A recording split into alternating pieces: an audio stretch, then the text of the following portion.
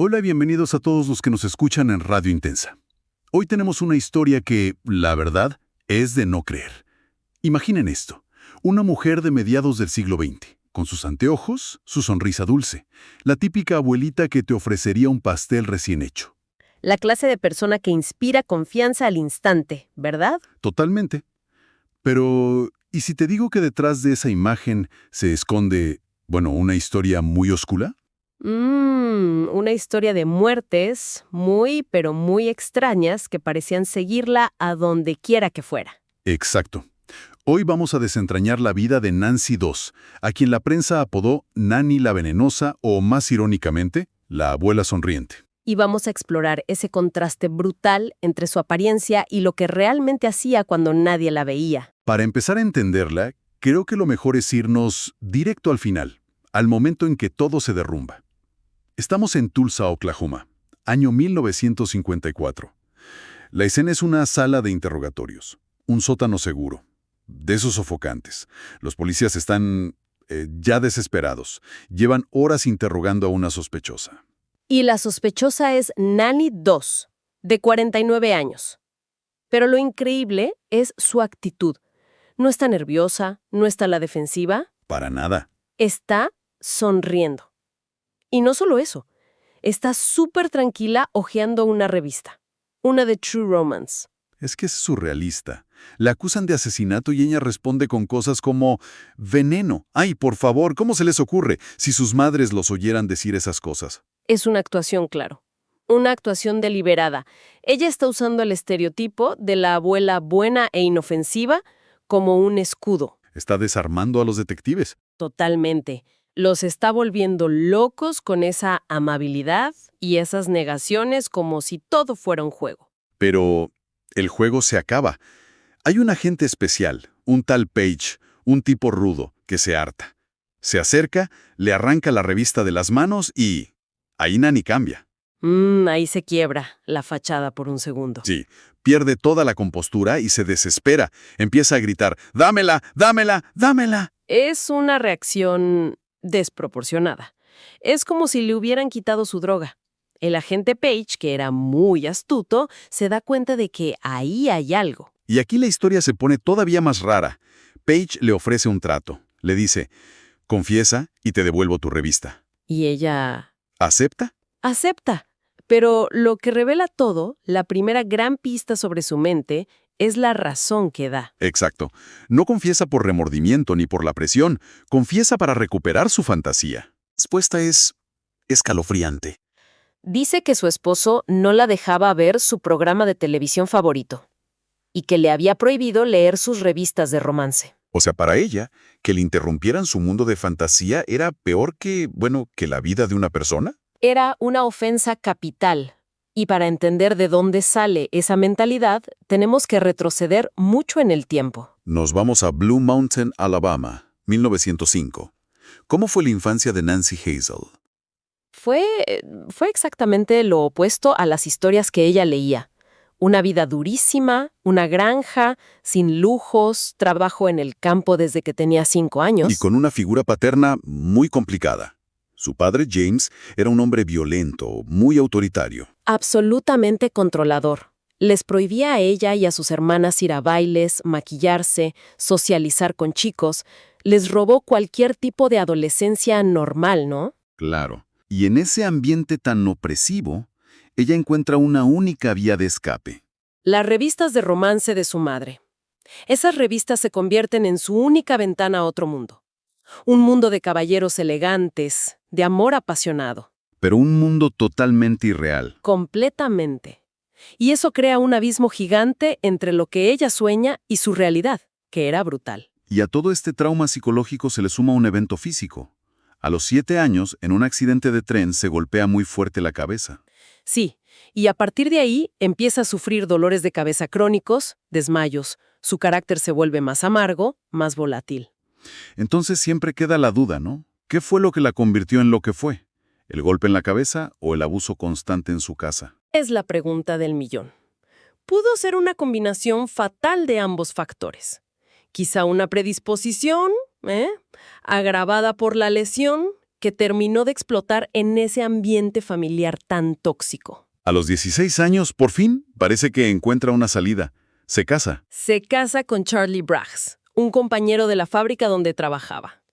Pero de nuevo, la realidad fue una bofetada. No era el príncipe azul de sus revistas. Para nada.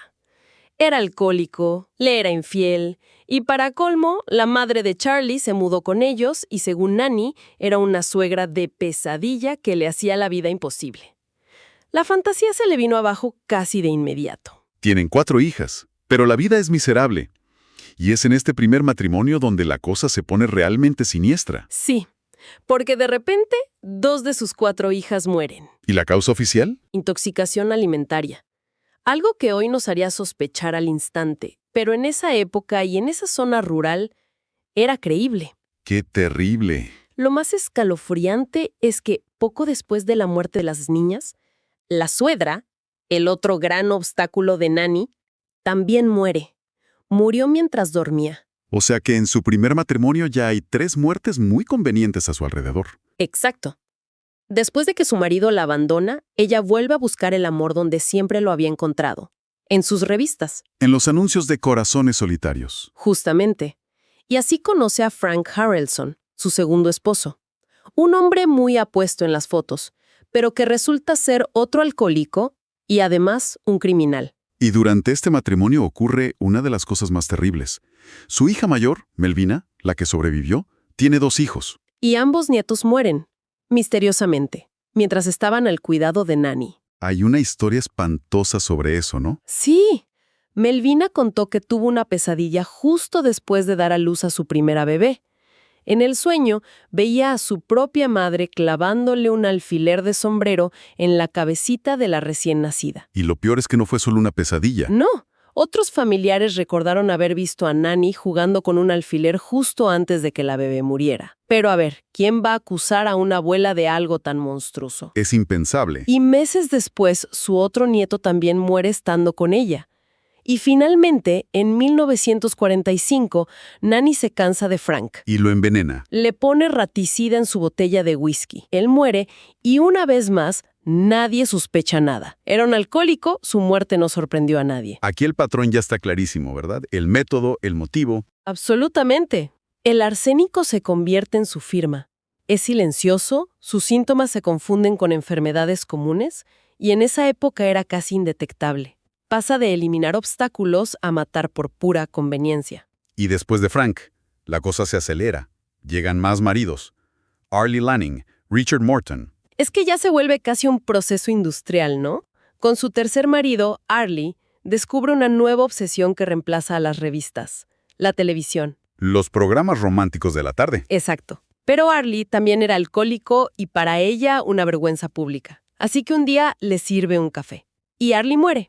Y después de su muerte, pasan cosas muy raras. Muy raras. Semanas después, la casa se incendia. Lo único que Nanny se preocupa por salvar es su televisor. No puedo creerlo. Cobra el seguro de la casa, el seguro de vida de Arlie, y se va a vivir con su suegra, que muere al poco tiempo. Y de ahí va a cuidar a su hermana enferma, Dobby.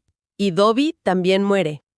Y en cada parada, Nanny recoge un beneficio económico. El dinero le permite moverse en círculos un poco más exclusivos, y así conoce a su cuarto marido, Richard Morton.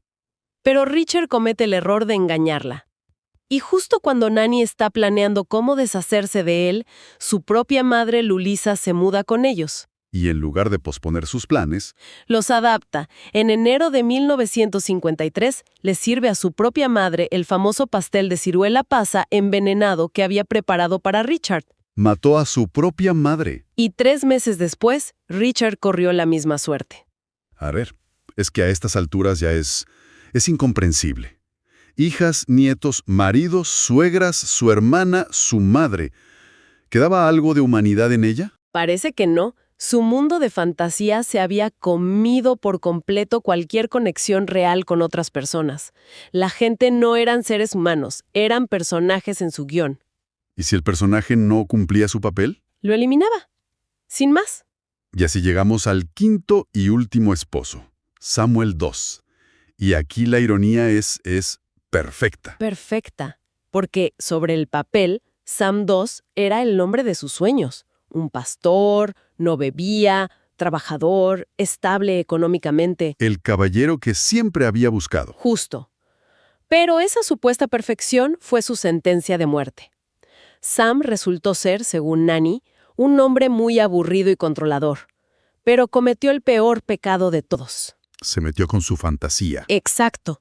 Le prohibió ver la televisión para ahorrar luz y se burló de sus revistas de romance.